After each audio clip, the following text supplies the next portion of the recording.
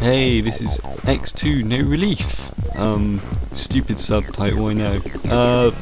This was made by Team 17, the same people who made, well, the Worms games actually.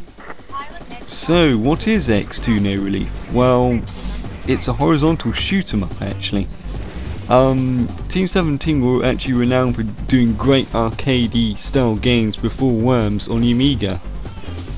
Games like Alien Breed, for example, were very famous amongst 16-bit computing crowds.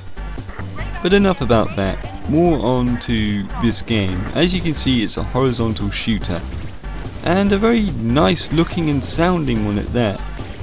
You gotta remember that this game was made in 1996, and this still looks really nice even by today's standard. In fact, it's quite... I think people were too hard on this game, to be honest. I mean presentation wise, this game is actually pretty solid. The graphics are nice looking, the sound's pleasing. The only major concern I have about this game really is sometimes the enemy bullets blend into the background. But other than that, the presentation of this game cannot be faulted really. Gameplay wise, well, it plays like a standard shoot 'em up really. You've got your fire button which has auto fire. Thank God. Then there's the fact that you've got the bomb. It clears bullets to an extent and certain enemies, but it doesn't completely annihilate the entire screen. You can also change the formation of your options and your spread type as well, which is good. There is one thing about this game that I should address though. X2 No Relief is essentially a two-player shoot 'em up.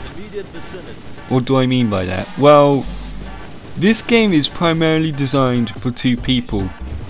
The enemies don't get scaled down from 2-player to 1-player, or not in the PAL version anyway. This means that, like, if you're playing this on your own, you're gonna get your ass handed to you by certain enemies because they're basically designed for two people to be wailing on them at once. So I know what you're thinking. How does the scoring work on this? Well, it works like this. Your score does continue with your continues. But the thing is, you, like, in 1-player you've only got one continue, in 2 players you've got none. So in a way, the developers, instead of like scaling down the enemies, they just gave you an additional continue in 1-player mode. That's kind of a bit lazy really. And apparently they did fix the weapon balancing issue in the Japanese version of the game. Apparently, I've not played it, but other than that, this is actually a pretty damn solid title.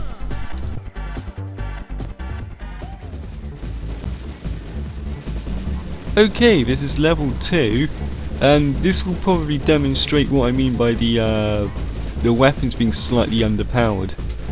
See, I'm blasting these things like there's no tomorrow. See how long that one took to die there? It's ridiculous. That said though, I've actually been bitching about the weapons, so I've not actually explained what they're like yet. Every level you get introduced to a new shot type, which is pretty cool. At the beginning you've only got like your regular shot type and wave, I think, or split, whatever they like to call it. The one that basically looks like it's been ripped off from R-Type. Anyway, the second level you get this wave thing, and I think in level 3 you get the electricity shot. I can't remember. Other than that, you also get options like missiles, starfire, homing missiles. I'm not entirely sure what is the actual difference between starfire and homing missiles, as you can see, because they both appear to act and do the same amount of damage, so I don't know. I'm cutting forward a bit here because I really wanted to show you guys something. Occasionally this game does like to keep you on your toes. every level has like a kind of a weird surprise for you. This surprise is the fact that this game turns into a horizontal shooter halfway through the freaking level. You know, I like being kept on my toes like this. It's actually pretty cool, but again, this highlights the need for the second player. Look, like this is like a heavily upgraded wave weapon, and it's doing hardly anything against these enemies. Right, okay, I'm actually going to show you the boss of level 2 now. As you can see, the bosses on this game are big and fairly well animated actually. You can't really complain about something like that. They're also incredibly fucking tough. They spam bullets, and also they normally like to do some other shit. Like this one's gimmick is he likes to duck in the background so you can't fucking shoot him once in a while. He also fires a crap load of missiles at you too.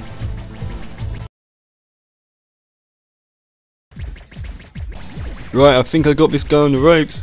Yeah! Take that, you bitch! Hey, come back here! Motherfucker!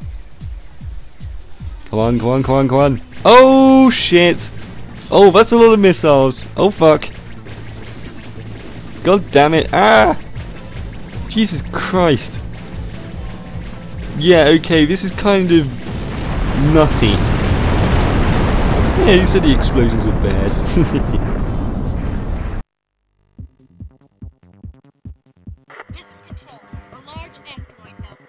Okay, let me just wrap this thing up. If you see this thing going cheap on eBay or in a car boot sale for a couple of quid somewhere, pick it up.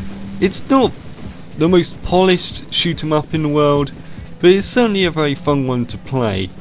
I mean, it's probably nothing that a die-hard shoot 'em up fanatic won't be able to easily deal with, but for us regular types, this will prove to be a decent challenge. It always has a password system as well, so you know, even if you do get stuck on a level, you can cheat. Shh, I won't tell anyone if you don't. So anyway, just give this game a try. Go on.